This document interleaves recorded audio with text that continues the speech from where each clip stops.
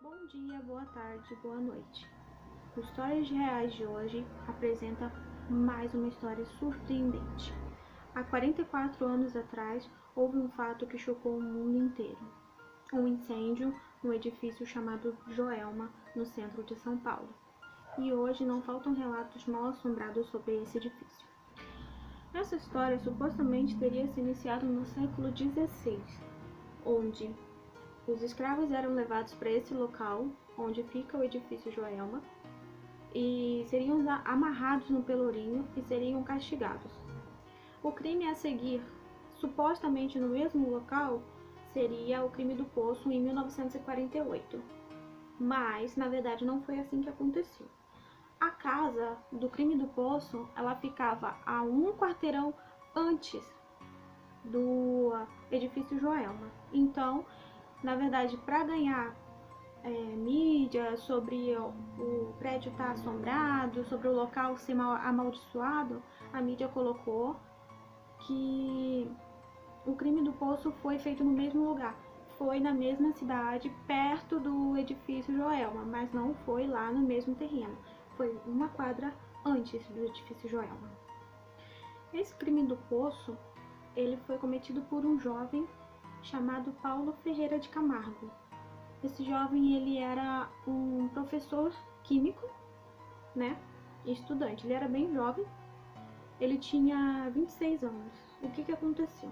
Esse jovem, ele não se sabe o real motivo. Esse jovem, ele matou a mãe e as duas irmãs. Ele matou as duas e jogou dentro de um poço que ele mesmo construiu. Na verdade, primeiro ele matou a mãe, depois ele matou a irmã mais velha que tinha deficiência. Depois, quando a outra irmã dele chegou do trabalho, ele matou também. Aí o que aconteceu? Ele matou suas irmãs e deixou dentro do celeiro. A sua mãe tinha 56 anos, a sua irmã mais velha tinha 23 e a sua irmã mais nova tinha 19 anos. Tá. Depois de construir o poço, ele jogou a sua... Isso que conta a história. Ele jogou a sua mãe e as suas duas irmãs dentro do poço e aterrou o poço. Aí o que aconteceu? Ele ficou em casa e tal, aí foi lá e falou pra polícia, relatou pra polícia que as três tinham sofrido um acidente de carro, se não me engano, indo de São Paulo pra Santa Catarina. Foi pra Santa Catarina não, pra Curitiba. E foi essa versão dele que ele contou pros policiais. Aí os policiais, meio desconfiados, foram na casa dele, deram uma busca, não acharam nada e viram um poço diferente na casa dele. Aí o que aconteceu? Os policiais começaram a cavar o poço. Perguntaram por que o poço estava coberto de areia, ele não sabia responder. Aí os policiais começaram a cavar e enquanto os policiais estavam cavando, ele disse que ia ao banheiro e tinha um policial vigiando a porta da frente e um na porta dos fundos. E ele falou que ia no banheiro rapidinho, que ele estava apertado. Aí ele entrou na sua casa, no banheiro, chegou lá, ele se suicidou. Então até hoje ninguém sabe o porquê realmente ele matou os pais, ou melhor, a irmã e as irmãs e a mãe. Mas o que eles contam, na verdade, é que ele tinha uma namorada, a namorada dele tinha 23 anos e não era mais virgem. Então naquela época, os pais não aceitavam namoradas que não fossem virgens pros meninos. Supostamente, ele ficando com raiva da sua mãe e suas irmãs, matou elas para viver esse romance com a namorada. Não se sabe.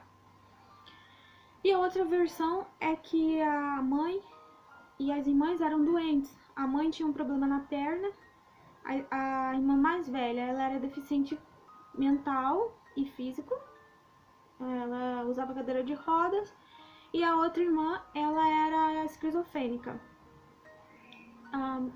E ele as matou porque ele não tinha recurso para poder cuidar delas, não tinha dinheiro. Não se sabe até hoje por que motivo ele as matou. Então esse foi o crime do poço de 1948, que supostamente aconteceu no mesmo lugar do edifício Joelma, mas não aconteceu. Aí, em 1969, eles começaram a construção do edifício Joelma, uma quadra antes, uma quadra depois do crime do poço, no caso. Aquela casa do crime do poço, ela foi demolida, foi construída uma via para ônibus lá, então não tem nada a ver com o edifício Joelma, tá, gente? Em 1972 foi o término do edifício Joelma, tá? Em 1974 ocorreu um incêndio. Agora a gente vai falar sobre a história do que aconteceu durante o incêndio. Em vários sites se relata que o incêndio começou no 12º andar, por causa de um problema no ar-condicionado. E começou todo aquele incêndio, tá, gente? 1º de fevereiro de 1974, sexta-feira, por volta das 8h45 da manhã. O motivo do incêndio: curto-circuito no aparelho de ar-condicionado do 12º andar. 14 helicópteros públicos e particulares. Temperatura no interior do edifício pode ter chegado a quase 700 graus durante o incêndio. Mais de 20 pessoas saltaram do prédio. Todos os carros-pipas da Prefeitura de São Paulo e todas as ambulâncias da rede municipal. Quase 10 horas de combate ao incêndio. Cerca de 750 pessoas trabalhavam no local. 25 andares, escritório do 11 ao 25. 318 bombeiros, 26 viaturas, 1.500 homens mobilizados, contando as tropas de segurança que chegaram no local. Escadas mais giros, de 40 a 45 metros, chegavam no máximo ao 16º pavimento. Do andar 16º para cima, não tinha como salvar as pessoas. E também se relata que a temperatura que estava o prédio com as chamas chegava a 700 graus. E os helicópteros que sobrevoavam para pegar as pessoas no terraço, ele não conseguia chegar mais. Para ter uma ideia, o para-brisa do helicóptero, ele se encolhia. Acho que ele estava se encolhendo todo, assim. Então, se o helicóptero descesse mais para pegar as pessoas que estavam no terraço, ele ia explodir por causa da temperatura do fogo, né? E depois do ocorrido, no dia seguinte, e depois do ocorrido do acidente, no dia 2 de 1974, eles ainda relembram a tragédia, os legistas foram até o prédio e viram o que aconteceu. Foi muito triste o que aconteceu. Era pedaços de corpos espalhados para todo lado. E quando eles iam pegar um corpo para recolher, para colocar dentro do saco, o corpo ele se descolava uma parte da outra. É uma coisa assim, deveria ser horrível, né? Uma perita que estava no local fazendo a inspeção desses corpos, ela entrou e viu uma coisa que ela não esquece. Ela tirou muitas fotos dos corpos.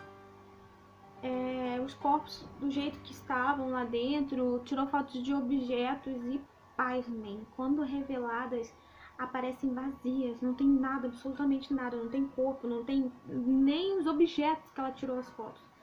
Então ela ficou muito chocada com isso. Um ex-auditor também, ele presenciou uma cena que marcou ele para sempre. Ele ajudou no resgate, ele foi voluntário, né? Nessa tragédia.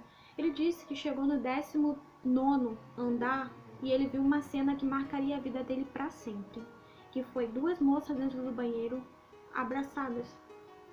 Elas estavam abraçadas e coladas. E elas não tinham cabelos e nem roupas. Sombra macabra nas câmeras. Foi 2 estudantes no edifício Joelma, Só que foram avisados que não podiam tirar foto, não podiam filmar, não podiam relatar o que aconteceu. Eles foram para estudar o que tinha acontecido no edifício e, chegando no edifício, um funcionário do edifício atendeu eles. Mas algo estranho aconteceu. Nas filmagens havia uma terceira pessoa. Era uma sombra que lembrava um humano. Ele diz que ele tinha acesso ao elevador. Então, ele reparou que na hora que os estudantes entraram, a sombra ficou na porta, segurando a porta do elevador. E ele vendo tudo isso pelas câmeras. Quando o casal de estudantes, subiu ao térreo e o funcionário relatou o que tinha visto nas câmeras atrás deles, eles ficaram desesperados e saíram correndo. Já sem olhar para trás, eles meteram o pé. Quando isso acabou, que reformaram o edifício Joelma, tinha uma ex-funcionária que ela trabalhava no 14º andar. Quando algo inexplicável e aterrorizador aconteceu. O vidro temperado estourou com toda a força na sala ao lado. Ela disse que não era o vento. Olhou em todas as janelas e estavam fechadas. O vidro simplesmente explodiu.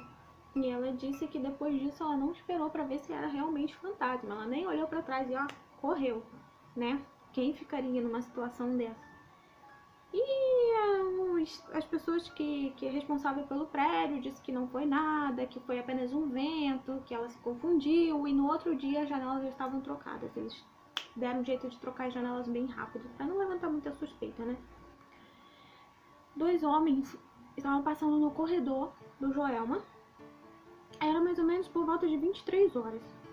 E eles escutaram barulhos de chave, né? Passos e chave. Daí, eles olharam. Quando eles olharam para trás, eles viram uma figura sombria e negra, com um chaveiro, e caminhando pro lado deles. Eles ficaram tão desesperados, mas tão desesperados, que eles correram. Chegaram lá na frente, eles olharam para trás, não tinha mais nada. Aí que eles se borraram de medo. E partiram correndo. Lógico, né, gente? Qualquer pessoa no lugar dessas pessoas com certeza teria medo. Eu acho que eu nem trabalharia num lugar desse. Bom, gente, e por último a gente vai falar da história das 13 almas do edifício Joelma. A história das 13 almas ficou conhecida porque tinha 13 pessoas dentro de um elevador do Joelma na hora do incêndio. Então, essas 13 pessoas, elas não conseguiram sair lá de dentro. O que aconteceu? Elas foram fritadas que nem hambúrguer na frigideira.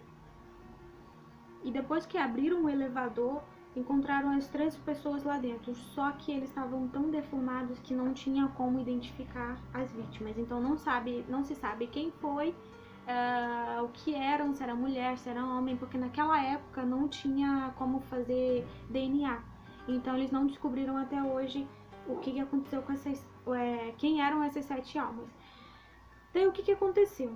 Essas 7 almas foram enterradas, essas 7 pessoas foram enterradas no cemitério, e lá no cemitério as pessoas passavam em frente ao cemitério, essas covas, eles escutavam choro de pessoas, choro, grunhidos, gritos, desespero, sabe? Aí o que aconteceu? Uma pessoa passou e escutou esses gritos, sabe, de terror, esses gritos de agonia, de pessoas sofrendo. Aí o que aconteceu? Em um dos túmulos, essa pessoa pegou um copo d'água e jogou em cima do túmulo. Aí a pessoa percebeu que esse grito de agonia parou, do nada. Então o que acontece? Ela sugeriu que se deixasse um copo d'água no túmulo de cada um, eles não sofreriam tanto, né? E assim fez. E assim as pessoas sempre vão lá, levam um copo de água e deixam em cima do túmulo. E tem dedicatórios para eles lá, enfim. Então é isso, pessoal. A gente falou dessa vez o bônus do edifício Joelma, tá? Que hoje é conhecido como Praça da Bandeira. ele tá localizado na Praça da Bandeira, edifício da Bandeira, se eu não me engano. E mesmo hoje ele guarda muitos segredos, que quando você entra no edifício Joelma, você não pode fotografar, você não pode filmar, entendeu? É extremamente proibido, ou seja, significa que é porque ainda acontece alguma coisa naquele edifício, tá, gente? E então é isso, foi uma história que marcou o mundo inteiro, marcou a cidade de São Paulo e inclusive o mundo inteiro, né? É uma coisa que a gente não vai esquecer, uma tragédia, assim como várias outras que aconteceram pelo país, mas essa literalmente aconteceu no nosso país, na cidade de São Paulo. E é isso, galera. Eu espero que vocês tenham gostado do vídeo, tá? Eu vou deixar as fotos do edifício pra vocês verem. E é uma coisa, assim, muito triste de você ler, de você saber que tantas pessoas morreram, as pessoas se penduravam na janela, as pessoas desesperadas, elas pulavam pela janela pra segurar naquele, eu não sei falar o nome daquilo, mas aquele negócio, aquele pezinho do helicóptero, elas se agarravam ali pra tentar se salvar, algumas caíam, entendeu? Então foi muito desespero. Teve até uma foto de um cara que ele fotografou a pessoa pulando, na hora que a pessoa pulou do prédio, entendeu? Teve um que fotografou, teve um que filmou na hora que pulou do prédio. Imagina o sofrimento, sabe, gente? Você vê aquela situação e não poder fazer nada. E aquele edifício queimou rápido, assim. Então foi uma tragédia que chocou o mundo inteiro, né? E é isso aí, galera. A gente vai estar fazendo o próximo vídeo, que é o próximo bônus. O nosso próximo bônus vai ser sobre a órfã. Tem um filme sobre a órfã, mas a gente vai contar a verdadeira história da órfã, tá? Então vocês fiquem ligados no vídeo e não esqueça de deixar o seu like. Não esqueça de compartilhar com os amigos de vocês, porque é muito importante para o crescimento do canal. E se você quiser mandar uma história real pra gente contar, você vem aqui embaixo, tá? Na descrição do vídeo, você vai ver o nosso e-mail, o e-mail do nosso canal, tá? E é só você deixar a sua história pra gente. Tem que ser história real, gente. E por favor, troquem os nomes, tá? É interessante que vocês façam isso, que a gente não vai ler nome de ninguém, tá bom? A gente quer ler nomes fictícios e não os nomes reais. A gente não vai relatar quem são vocês, tá? Então manda sua história pra gente, uma história que tenha acontecido com você forte, sabe, impactante, e a gente vai estar esperando a sua história e vai estar ansioso pra contá-la, tá, gente? Então não perca os próximos vídeos. Um grande abraço pra vocês, um grande beijo da Bela e tchau, tchau!